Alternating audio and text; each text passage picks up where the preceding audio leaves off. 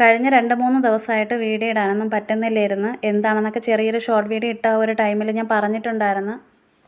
പിന്നെ മൊബൈൽ ഇന്നിപ്പോൾ വൈകുന്നേരമൊക്കെ ആയി ഒരു 3-3:30 മണിയൊക്കെ ആയപ്പോഴത്തേക്ക് ഫോൺ റെഡിയായി കിട്ടിയിട്ടുണ്ട്. അതുകൊണ്ടാണ് ഇന്നിപ്പോൾ ചെറിയ ഒരു വീഡിയോ എടുക്കുന്നതും ഈ വീഡിയോ എടുത്തതിന് ശേഷം ഒന്ന് എഡിറ്റ് ചെയ്ത് സേവ് ചെയ്ത് നോക്കി റെഡി ആവുകയാണെന്നുണ്ടെങ്കിൽ ഈ ഒരു വീഡിയോ ഇടും, ഇല്ലെന്നുണ്ടെങ്കിൽ ഇടാനായിട്ട് പറ്റത്തില്ല. അപ്പോൾ അതുകൊണ്ടാണ് ഇതിൻ്റെ കൂടെ തന്നെ ഞാൻ പറഞ്ഞത് കേട്ടോ.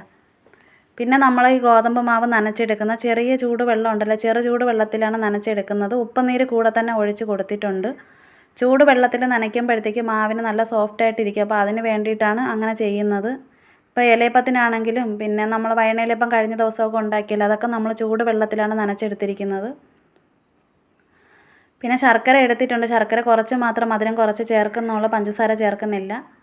പിന്നെയെന്ന് വെച്ച് കഴിഞ്ഞാൽ നേരത്തെ ഒരു വീഡിയോയിൽ ആരോ ചോദിച്ചിട്ടുണ്ടായിരുന്നു, ഇവിടുത്തെ അടുപ്പ് നമ്മൾ മേടിച്ച് വെച്ചതാണ്, ഇത്ര രൂപയായി, ഒറ്റ അടുപ്പായിട്ട് മേടിക്കാൻ കിട്ടുമെന്നൊക്കെ. ഇതൊന്നും എനിക്കറിയത്തില്ല. ഞങ്ങളിവിടെ താമസിക്കാൻ വരുമ്പോഴത്തേക്ക് ഈ ഒരു അടുപ്പ് ഇവിടെ ഉണ്ട്. ജനുവരി 21-ാം തീയതിയാണ് ഇവിടെ താമസത്തിന് വരുന്നത്.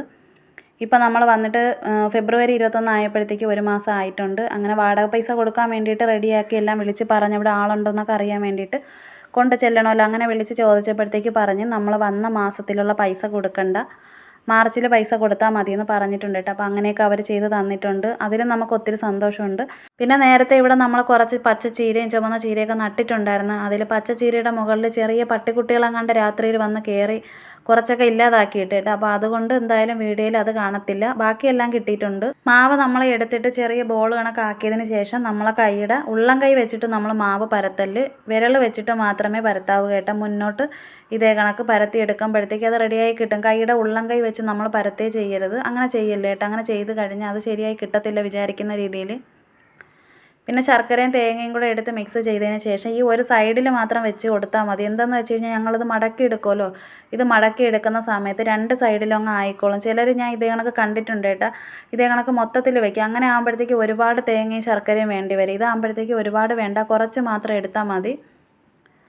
അപ്പോൾ ഇതേ കണക്ക് ബോളുകൾ കണക്കാക്കിയിട്ട് കൈയുടെ ഉള്ളം കൈ വെച്ച് പരത്താതെ വിരലുകൾ വെച്ചിട്ട് മാത്രം ഇതേ കണക്കൊന്ന് പരത്തി എടുക്കുകയാണെന്നുണ്ടെങ്കിൽ നമ്മൾ ആദ്യം പരത്തിയത് കണ്ടല്ലോ, നല്ല എളുപ്പമാണ് കേട്ടോ. ഇതേ കണക്ക് ഓരോന്നോരോന്ന് പരത്തി എടുക്കാനായിട്ട് പറ്റും.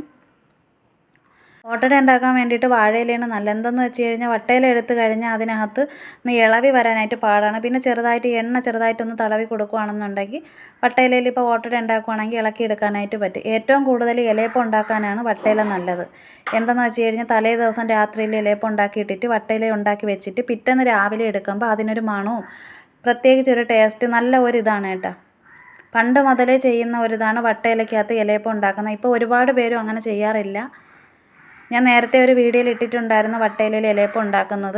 ഉരട്ടിച്ചട്ടി ഇത് കണക്കുള്ളത് മേടിക്കാനായിട്ട് കിട്ടും. മൺചട്ടി മൺകലമൊക്കെ വിൽക്കുന്ന സ്ഥലമുണ്ടല്ലോ, അവിടെ ചെന്നിട്ട് ഉരട്ടിച്ചട്ടി വേണമെന്ന് പറഞ്ഞാൽ അവരെടുത്ത് തരും. പ്രത്യേകിച്ച് ഇത് മാറ്റി വെച്ചിട്ടുണ്ട്.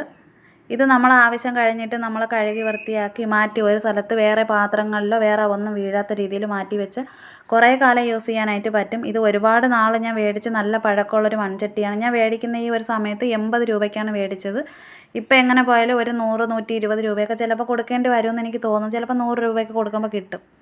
പിന്നെ ഇന്ന് ഉച്ചയ്ക്ക് കഴിക്കാൻ വേണ്ടിയിട്ട് പരിപ്പും ചോറുമാണ് നമ്മൾ ഉച്ചയ്ക്ക് കഴിക്കാൻ വേണ്ടി എടുത്തത്.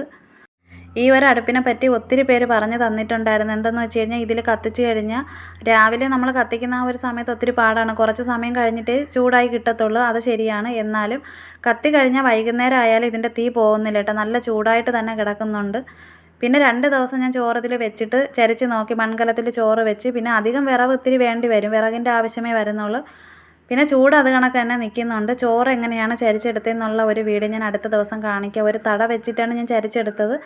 നല്ലതുപോലെ തന്നെ ടൈറ്റായിട്ട് തന്നെ ചോറുകല അങ്ങനെ ഇരിക്കുകയൊക്കെ ചെയ്തിട്ട് മറിയോ അങ്ങനെ ഒന്നും ചെയ്തിട്ടില്ലായിരുന്നു.